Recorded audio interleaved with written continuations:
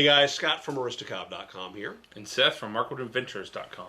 You probably shouldn't go there either. And together, the three of us, we'd love to know what channel and website you have. Yeah. Now, we're Markwood Men's Breakfast Club. Welcome once again if you've been here before, and welcome for the first time. Where you been? Day 21, 2015. Grab the ornament. Got it. Our sponsor today will be receiving the coveted Markwood Men's Breakfast Club sticker, as well as a ornament. Not that one. Nah, more like that one. Here we go. Here we go. It's a baggie. Okay. We have baggie extraction. I know what this is. PiperMcG. This is honey Cavendish, Virginia honey Cavendish, and a touch of Puricue. Edwards Pipe and Tobacco Shop near Denver, Colorado. Honey Cavendish is an old Edwards staple tobacco, but was newly revamped by Brian and Tom, making it a new house blend favorite. The touch of Perique adds a wonderful spice to an already great blend. Thank you, Brian and Tom, for adding a touch of spice. So, we've been there. And thank you, Ronnie. That's where we met Ronnie. Yeah. Neat shop. I remember that time. Neat shop, just south of Denver. I want to say it's off of Broadway, maybe? I don't know. South of Denver. Not too far from that antique mall. In the weed shops. Where we went in the weed shops. That's, everything is just right around the corner from the weed Well, shops. in North Carolina, everything is just around the corner from the vape shops, so we don't have the weed shops yet. How long is that going to last, you think? Not very. Not very. The vape shops will be made illegal and the weed shops will be made legal. Yep. Makes sense to me. Said no one. Well, said some people. All right. Question of the day.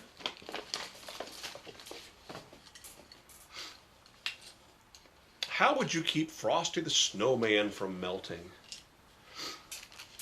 Frosty the Snowman. So you put on the magic hat. He began to dance around. And then, global warming. What will you do? What will you do?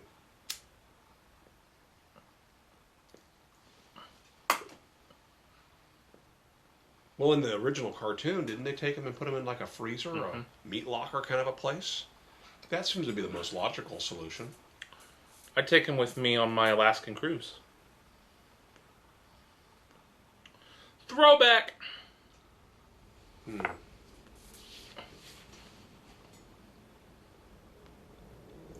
I mean, surely, once you have gotten Santa out of your chimney with the mayonnaise trick, patent pending, the deglupifier, deglupifier, clearly he could help give Frosty a ride back to the Great White North.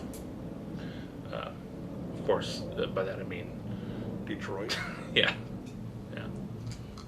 I was gonna go Cleveland, but yeah. Yeah, so I think piggyback onto Santa Claus and take a ride up north, and isn't there a snowman in the beginning of Elf?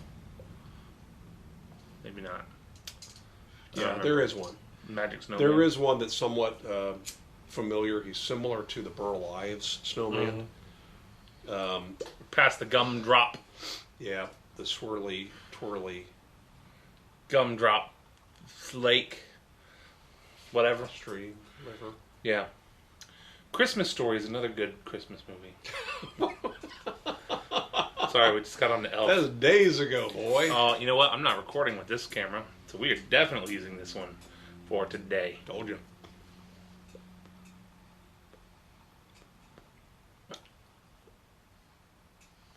I mean, you put him someplace where he's going to be cold. I mean, what else is there to this one? And you take the hat off of him.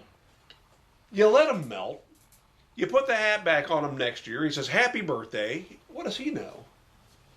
So here's the question then about magic hats. Will it be the same Frosty? Does the hat hold the memory? Or is the memory and is the soul of the snowman in the snow? Have you just committed snowman murder? And then when you put the hat back on next year, maybe it's someone else. Maybe it's totally different. Maybe it's Do you think? Maybe it's Hugo the snowman. If you took off his hat and then kind of tipped him over and rode down on a sled, would that be homicide?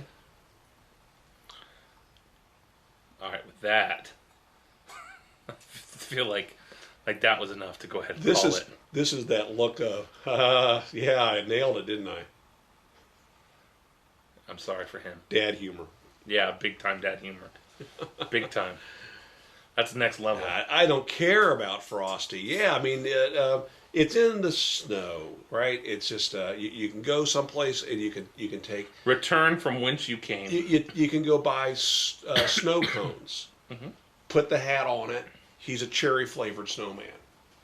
I mean, you got to think that there's a better use for the magic hat too. Well, there is. Remember, it belonged to a magician. Well, I know, and all he did was pull the rabbit out of it. Not a good magician. Right, but I mean, so it says there must have been some magic in that old top hat. So what's the extent of this magic? I want to tell me more about the magic hat.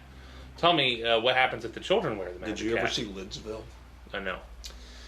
Anybody my age or a little bit older saw the Hanna-Barbera or Sid and Marty Krofft Saturday morning show called Lidsville, where a young man went back behind the stage after a magic show, and the magician's hat grew and grew and grew after he touched it. And he went to look inside of it, and he fell into a hat, and in that he found a land of people that were all made of hats. Oh, all right. He went to Lidsville. Sure, makes sense. Kind of like Greg the Bunny, but different. Lidsville is the living end, friend. If you get a Okay. chance to go there, you'll be glad you did, because everybody who moves to Lidsville really flips their lid. This sounds like a freaky, Make a theme song. freaky. It was 60s on show. an alternative channel to HR Puffin stuff. Yeah, Another pot-induced I was gonna say Saturday this morning is- cartoon of the 70s. Yeah, big time. Definitely sounds like it. It sounds like you're just one step away from Fraggle Rock. Yeah. So there you go. How would you say Frosty? Did you watch Lidsville? Probably the more No. important question. I didn't, We'll link to an episode. and I would just take the hat, use its power for my personal gain. Try to use it to get into Hogwarts. It exists. Make it a great day. See you tomorrow. Bye.